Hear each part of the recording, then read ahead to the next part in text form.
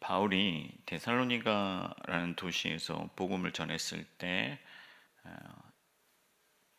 그렇게 오랜 시간이 지나지 않아서 많은 사람들이 예수를 믿고 하나님께 돌아왔고 예수를 주로 섬기기 시작했습니다. 당시 데살로니가 사람들이 볼 때는 이 데살로니가 교인들이 이상한 이단에 빠진 것 같고, 또 로마가 황제가 아닌 예수라는 사람을 왕으로 섬기는 것 같아서 그들을 고발하고, 결국에 이 데살로니가 교회에 심각한 박해가 일어났고, 그 박해가 얼마나 심했던지 바울은 데살로니가 교회에서 한 달 정도 남짓하는 그 시간을 밖에 머무르지 못하고 데살로니가를 떠날 수밖에 없었습니다.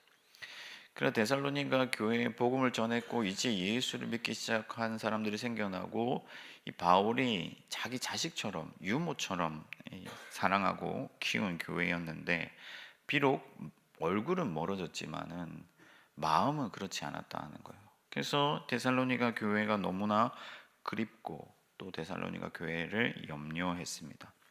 그래서 디모데를 결국에 파송하게 되고, 파송된 디모데가 데살로니가의 형편을 살피고 돌아왔을 때 그 교회가 믿음과 사랑 안에서 잘 성장하고 있다는 소식을 듣고 기쁨과 감사와 안도함으로 쓴 편지가 바로 이 데살로니가 전서입니다. 그래서 이 편지의 전반부에는 데살로니가 교회의 어떤 믿음을 칭찬하는 내용이 가득해요. 오늘 우리가 읽은 본문도 마찬가지입니다. 바울이 굉장히 벅차고 감사하고, 그래서 어느 정도로 표현하냐면은 하나님 앞에서 나의 면류관이 무엇이겠느냐, 나의 영광이 무엇이겠느냐, 바로 너희가 아니겠냐 하면서 이 데살로니가 교회를 격려하고 칭찬하는 거예요. 이 말은 이 교회가 바울에게는 곧 살아가는 이유고 자기의 어떤 자신의 삶의 의미다라는 것을 말하는 것이죠. 그 정도로 자기가 하나님께 충성했을 때 열매로 나타난 이 데살로니가 교회가 대견하고 벅차고 감사했다 하는 거죠. 아무튼 이 데살로니가 교회가 여러 가지 어려움 가운데서도 목회자 바울이 가슴 벅찰 정도로 감사하게 잘 성장하고 또 그렇게 하나님의 기쁨이 될 수 있었다 하는 것인데, 그러면 어떻게 그럴 수 있었겠는가 하는 거예요. 우리 교회도 이 데살로니가 교회처럼 하나님의 어떤 기쁨이 되고, 또 바울이라는 목회자뿐 아니라 이 서울시민교회를 거쳐간 모든 수고한 목회자들과 또 섬기는 이들의 기쁨과 영광이 될 수 있겠는가 하는 거예요. 그 첫 번째는, 먼저는 오늘 말씀처럼 데살로니가 교인들이 바울이 말하는 그 말씀을 들을 때 사람의 말로 받지 아니하고 하나님의 말씀으로 받았다 하는 거죠. 다르게 말하면은 이 데살로니가 교회가 말씀을 믿음으로 받았다 하는 거예요. 하나님은 영이시기 때문에 믿음이 아니면 하나님의 음성을 들을 수가 없어요. 또한 하나님께 나아가는 자는 반드시 그분을 믿어야 됩니다. 그래서 여러분, 말씀이 믿음과 합하여지면 역사가 일어나는 거죠. 그래서 말씀은 생명이고 능력입니다. 믿는 자에게. 여러분, 우리가 귀로 듣고 이성으로 이해하고 뇌에 저장되는 그런 단순한 정보나 지식으로는 절대로 하나님 나라 이룰 수 없고 사람을 변화시킬 수가 없어요. 아무리 공부 많이 하고 아무리 좋은 대학 나와도 그 사람의 어떤 됨됨이 인격을 이룰 수가 없는데, 하물며 그 영혼을 구원할 수가 있겠습니까? 하나님의 말씀을 온전히 믿음으로 받을 때 그 말씀이 우리의 영혼과 성품과 마음과 인격에 스며들어서 우리를 생명으로 이끌어주고 전혀 다른 하나님 나라 차원으로 진입하게 만들어준다 하는 거예요. 우리가 말씀을 믿음으로 받을 때 하나님의 차원이 우리 안에서 생겨나는 것이고, 우리의 말과 행동과 그런 어떤 삶을 통해서 하나님이 영광을 받으신다 하는 거죠. 여러분, 바울이 데살로니가 교회에 머문 기간은 겨우 한 달 정도입니다. 뭐 2년, 3년 사역한 게 아니에요. 그런데 그 땅에는 이미 이방의 문화가 가득하고 심지어 로마가 그 교회를 박해했다. 그럼에도 불구하고 이 교회가 바울 없이도 그렇게 믿음이 성장하고 잘 자라갈 수 있었던 이유는, 계속해서 확장해 나갈 수 있었던 이유는 그들에게 하나님의 말씀이 있었기 때문이다 하는 거예요. 그리고 그 말씀을 믿음으로 받았기 때문이다. 여러분, 하나님의 말씀이 능력이요 생명인 것을 믿으시기 바랍니다. 예수님께서 씨 뿌리는 자의 비유에서 말씀하신 것처럼 말씀이 땅에 떨어지고 그 땅이 좋은 토양이면은 반드시 열매를 맺는데 30배, 60배, 100배의 열매를 맺는 거예요. 여러분, 우리 눈에는 잘 보이지 않을 수가 있습니다. 원래는 겨자씨가 떨어지면 처음에는 잘 티가 나지 않아요. 그런데 어느새 자라고 나무가 되고 새들이 깃드는 것처럼, 여러분, 우리가 지금 하나님의 말씀을 믿음으로 받을 때 당장 내 눈앞에 내 삶에 어떤 변화가 크게 일어나지 않는다 할지라도 하나님의 나라는 이미 무르익어 가고 있는 거죠. 좋은 땅이란 그럼 어떤 것이냐? 여러분, 믿음으로 기경된 마음이다 하는 거예요. 우리가 하나님을 믿는 믿음 안에서 하나님께 집중하고 그 말씀을 겸손히 들을 때, 그때 우리의 마음은 좋은 토양이 되고 하나님의 말씀은 우리 마음에 뿌려져서 반드시 역사를 이루게 되는 것이죠. 여러분, 오늘 제가 하는 이 말씀도 사람의 말로 듣고 목사님이 설교를 좀 잘 준비했구나, 혹은 오늘 목사님 설교가 영 서투네, 별로네, 이렇게 판단하는 사람들은 절대로 하나님 나라 경험할 수가 없어요. 그것은 사람의 말로 받는 것이고 사람의 수준에서 머무는 것인데, 살아계신 하나님이 내게 말씀하시면 그 말씀을 믿고 믿음으로 순종하겠노라 하는 겸손한 마음으로 이 말씀에 귀를 기울이는 자들마다 변화가 되고 하나님 나라에 들어가게 되고 하나님의 은총을 잊게 된다 하는 것이죠. 여러분, 하나님의 말씀이 생명이고 능력임을 온전히 믿어야 되는 것이죠. 한국 교회에 요즘 유명한 목사님들, 뭐 잘 나가는 설교자들, 또 큰 교회 목사님들 말씀을 가끔 유튜브에서 들어보면 때때로 안타까울 때가 있어요. 왜 그러냐면은 하나님의 말씀을 전하지 않냐고, 하나님의 말씀을 읽어놓고 자기 교회 자랑이나 정치 선동이나 혹은 철학이나 심리 상담이나 혹은 이 땅에서 잘 사는 기술이나 어떤 테크닉이나 이런 것들만 가득하다 하는 거예요. 여러분, 하나님의 말씀을 진실하게 전하는 그런 설교자들을 잘 분별하시길 바랍니다. 하나님의 살아계심과 그리스도의 십자가와 하나님의 나라의 오심에 대해서, 예수 그리스도의 다시 오실 것에 대해서 그렇게 진실하게 담백하게 하나님의 말씀을 전하는 그런 설교자의 말에 귀를 기울이시고 그 말씀을 살아계신 하나님의 말씀으로 받으시기 바랍니다.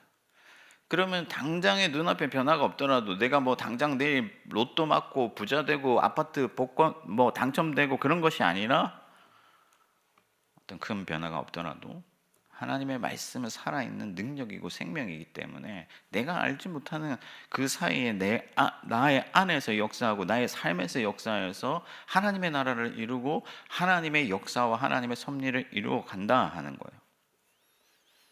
그 하나님의 말씀이 능력인 것을 온전히 믿고 말씀을 붙들고 나아가는 오늘 하루 되기를 축복합니다. 두 번째, 데살로니가 교회가 어떻게 그렇게 기쁨이 될 수 있었느냐? 복음을 위해서 기꺼이 고난을 감수했다 하는 거죠. 복음을 위해서 고난을 감수한 교회. 데살로니가라는 이 도시는 로마와 이방 신들, 우상 신들을 섬기는 문화와 제사와 어떤 관습이 가득한 도시였어요. 그곳에서 그리스도인으로 살아간다는 것, 하나님의 말씀을 듣고 예수 그리스도의 법을 지키며 그리스도만을 주로 섬기며 산다는 것은 손해를 감수해야 된다는 것, 그리고 이웃으로부터 소외를 당한다는 것, 가족들에게 공격을 당한다는 것을 의미하는 거예요. 처음에 우리나라도 그랬잖아요. 조선시대에 복음이 들어왔을 때, 예수 믿었을 때, 그때 당시에는 시족 마을도 있었잖아요. 뭐 고씨 마을, 뭐 김씨 마을 그런 마을도 있을 정도였는데 그때 뭐 제사 거부하고 조상신 섬기기 거부하고 이러면 마을에서 쫓겨나는 거예요. 그러면 터전을 잃고 또 재산을 잃고 권리를 잃고 다 손해 보는 건데 기꺼이 그리스도 예수의 생명을 붙잡고자 그것을 감수한 사람들은 다 하나님의 영광에 이르게 됐다 하는 것입니다. 데살로니가 교회도 그런 박해를 기꺼이 감수했다 하는 거죠. 근데 바울이 그들이 고난 받는 것을 예루살렘 교회에 빗대어 말하면서 예루살렘 교회도 유대인들에게 박해받았고 너희가 그들을 본받았다 이렇게 얘기를 하고 있어요. 근데 예루살렘 교회는 또 누구를 본받았느냐? 예수 그리스도를 본받은 것이죠. 예수 그리스도께서 복음을 전하실 때에 유대 사회가 예수 그리스도를 박해하고 마침내 십자가에 그분을 못 박았다 하는 거예요. 무슨 말이냐면 복음의 원리와 구조가 그렇다 하는 것입니다. 그리스도가 복음을 위하여 구원을 위하여 고난받은 것처럼 우리도 고난을 받으면 구원을 얻고 영광에 이르게 된다 하는 거죠. 고난은 그리스도의 복음에 동참하는 길인 것을 기억하시기 바랍니다. 여러분, 바울이 고린도 교회에 편지하면서 너희가 세상과 구별되어 살 것을 말하면서 이방인들과 멍에를 함께 매지 말라 그렇게 얘기를 하거든요. 직설적으로 얘기하면은 예수를 위해서 좀 손해 봐라 하는 거예요. 교회를 위해서 하나님의 영광을 위해서 고난도 좀 받고 고생도 하라는 거죠. 그 말 아니겠습니까? 여러분 팔복을 보아도 의를 위하여 박해를 받으면 하나님 나라를 소유하게 된다고 했잖아요. 하나님의 크신 영광과 하나님의 나라와 그리스도 예수의 은혜를 받았다 하면서도 장차 주실 하나님의 그 나라를 소망한다 하면서 우리가 이 세상과 보타여 살면서 이 땅에서 잘 되기를 바라고 편안하고 풍족하고 또 내 마음대로 하고 싶은 그 자유를 갈망한다면은 우리는 결국에는 멸망의 길을 가게 될 거예요. 예수님이 오셨을 당시에 종교 지도자들이 그랬고 지금도 많은 교회 다닌다는 사람들 중에 그런 사람들이 있습니다. 그러니까 예수를 믿는다고 하면서 하나님의 나라에 들어간다고 하면서 그분의 어떤 영광을 받았다고 하면서도 그리스도를 위해서 조금도 희생할 생각이 없고 오직 이 땅에서 내가 잘 되기만을 바라는 사람들이 넘쳐난다 하는 거죠. 그러나 여러분 그런 사람들은 결단코 하나님 나라에 들어갈 수가 없다 하는 겁니다. 날이 갈수록 세상에 동화되는 그리스도인들이 너무 많아요. 예수도 믿어야겠고 세상에서도 잘 살아야겠다. 그러나 여러분 하나님의 나라는 등치의 원리가 분명합니다. 그리스도를 위해서 손해를 보면 하나님이 갚아주시는 거예요. 그리스도를 위해서 고난을 받으면 하나님께서 영광에 이르게 하시는 것이죠. 십자가 없이는 영광도 없다 하는 겁니다. 세상에서 불편을 감수하면 하나님이 참된 평안과 안식과 은총을 우리에게 내려주신다 하는 거예요. 여러분 그러므로 세상의 길과 그리스도의 길이 있을 때 반드시 예수 그리스도를 택하시기를 바랍니다. 여러분 세상의 길은 내가 잘 나가는 길, 편안한 길, 누리는 길, 얻는 길, 채워지는 길, 풍족한 길이라고 한다면 그리스도의 길은 나누는 길, 욕보이는 길, 희생하는 길, 매맞는 길, 왕따 당하는 길이에요. 그렇게 할 때 과연 나는 어떤 길을 선택할 것인가? 예수의 길을 택해야 된다 하는 것입니다. 여러분 좀 손해봐도 돌아가더라도 선한 길을 택하고 내가 비록 희생하더라도 정의를 선택하고 내가 비록 잘 나가지 못하더라도 예배하는 길을 택해야 된다는 것이죠. 그렇게 할 때, 그럴 때 하나님이 영광을 주시고 믿음을 주시고 능력을 주시고 은혜를 주시고 마침내 하나님의 나라를 상속받게 해주신다 하는 거예요. 어떤 학생이, 제가 가르치던 학생이 자기 학과 교수님이 교회 다니는 사람 너무 싫어한다는 거예요. 그래가지고 혹시나 자기한테 불이익이 올까봐, 성적을 좀 좋게 안 줄까봐 자기가 교회 다닌다는 말을 못하겠다 하는 거예요. 물론 여러분, 우리의 믿음이 연약하고 약할 때 그럴 수 있습니다. 그러나 하나님이 원하시는 길은 무엇이겠습니까? 여러분, 성적을 좀 못 받고 또 내가 손해를 본다 할지라도 당당히 내가 그리스도 예수를 자랑하고 그리스도의 복음을 전파하고 예수의 사람으로서 모범을 보이면서 살아가는 것 아니겠습니까? 예수님께서 사람들 앞에서 네가 나를 모른다 하지 아니하면 나도 내 아버지 앞에서 너를 모른다 하지 않으리라 하셨습니다. 부디 그리스도의 복음을 위해 고난에 동참하고 여러분 모두가 하나님의 영광에 이르게 되기를 축복합니다. 마지막 세 번째는 사탄의 공격에도 하나님을 의지하며 나아갔다 하는 거예요. 유대인들이 바울을 쫓아다니면서 복음을 방해하고 데살로니가 교회에도 역시나 유대인들이 해방을 놓았습니다. 근데 요한계시록에 보면 이 유대주의자들의 뒤에는 사탄이 있어요. 사탄이 그들을 조장. 사실은 유대인들이라고 하지만 사실은 사탄들이다 하는 거죠. 이 사탄은 사람들을 부추겨서 죄를 짓게 할 뿐만 아니라 사람들이 하나님께로 돌아가는 것을 방해하는 그런 세력인데, 이 사탄이 바울이 데살로니가 교회로 돌아가는 것조차도 방해했다 하는 거예요. 데살로니가 교회를 무너뜨리려고 했다 하는 거죠. 여러분, 바울이 얼마나 아쉬웠겠습니까? 유모처럼 길렀는데 또 이 교회는 바울을 아버지처럼 따랐단 말이에요. 그럼 어떻게 보면 이 데살로니가 교회는 졸지에 부모를 잃은 교회예요. 그러니까 고아와 같은 그런 느낌을 받는 그런 상황이다 하는 거죠. 그렇게 데살로니가 교회를 사탄이 거세게 공격했음에도 불구하고 이 교회는 인내하면서 바울을 의지하기보다는 하나님을 아버지로, 예수 그리스도를 자신의 주로 섬기면서 하나님을 의지하고 계속해서 자신들이 나아가야 할 그 길을 걸어갔다 하는 거죠. 여러분, 사탄이 계속해서 복음을 방해하고 여러분들의 믿음을 무너뜨리려고 여러분들의 인생을 흔든다 하는 거예요.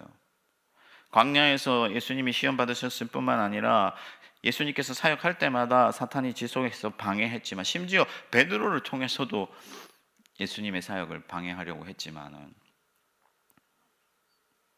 예수님이 사탄을 물리치고 나아가셨던 것처럼 여러분, 우리도 이 사탄의 어떤 공격에도 불구하고 계속해서 믿음으로 나아가야 된다 하는 것인데, 이 세상에 일어나는 일들의 뒷면에는 영적인 측면들이 있고 우리가 보지 못하는 그런 세계가 있는데, 여러분들의 삶에도 그렇다 하는 거예요. 여러분들 한 사람 한 사람을 하나님이 존귀한 자로 삼으시고 그리스도 예수께서 피를 흘리셔서 구원해 주셨기 때문에 여러분들은 사탄에게 무관심한 대상이 아니라 사탄에게는 굉장히 중요한 사람들이고, 어떻게든 여러분들의 믿음을 무너뜨리려고 오늘도 여러분들을 공격한다 하는 거예요. 한국 교회 안에도 여러분 사탄의 세력들이 굉장히 많습니다. 이단도 있지만은 기복주의도 있고 정치적으로 선동하는 목회자들도 있고, 어떤 이 성공한 이면 뒤에, 한국 교회가 번영한 이면 뒤에 있는 숨은 그런 탐욕과 권력이 가득한 그런 존재들이 있다 하는 거예요. 그래서 여러분, 우리가 지금 보면 이 한국 교회가 온전히 그리스도 예수의 십자가의 길을 걸어가기에는 너무나 척박한 환경이 되었어요. 교회 건물은 커지고 사람들은 많아졌지만은 오히려 예수의 길을 걷기에는 너무나 척박한 환경이 되어버렸다 하는 거예요. 이 환경을 누가 만들었느냐? 사탄이 계속해서 그런 환경들을 만들어가고 있다 하는 것이죠. 여러분의 인생도 마찬가지입니다. 그럼에도 불구하고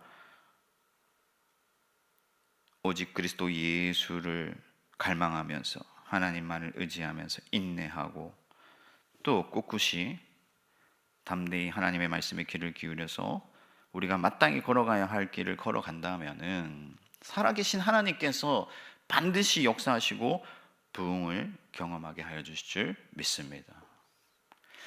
말씀을 정리하겠습니다. 여러분, 저도 목사로서 지금 대학부 D모델을 담당하고 있는데 바울처럼은 아니겠지만 어쨌든 이 디모데가 저의 영광이요 기쁨이 되기를 갈망하면서 밤낮으로 수고하고 기도하고 씨를 뿌린단 말이에요. 어제 어떤 친구가 저한테 그런 얘기를 해요. 목사님 혹시 부자세요? 이렇게. 부자 아니죠. 그렇지만 어쨌든 좋은 거 먹이고 밥 사주고 수고한단 말이에요. 근데 제가 그 학생들에게 바라는 게 있다면은 뭐 저를 알아주고 제가 뭐 잘 대접받고 하는 것이 아니라 그들이 하나님의 말씀을 믿음으로 받고 하나님의 말씀으로 받고 기꺼이 그리스도를 위해서 고난받기를 감수하면서 예수의 길을 담대히 걸어가는 것이죠. 그것을 갈망하고 바라고 기대하고 그래서 새벽마다 기도하고 엎드리는 거죠. 사랑하는 성도 여러분, 주께서 다시 오실 날이 멀지 않았음을 기억하시길 바랍니다. 흔들리지 말고 어떤 사탄의 세력에도 방해에도 꿋꿋이 하나님만을 의지하며 나아가시길 바랍니다. 하나님의 말씀을 믿음으로 받고 그 말씀에 매진하십시오. 그리고 예수의 십자가를 지고 오늘 하루도 담대히 하나님의 길을 걸어가는 저와 여러분들 되기를 주님의 이름으로 축원합니다.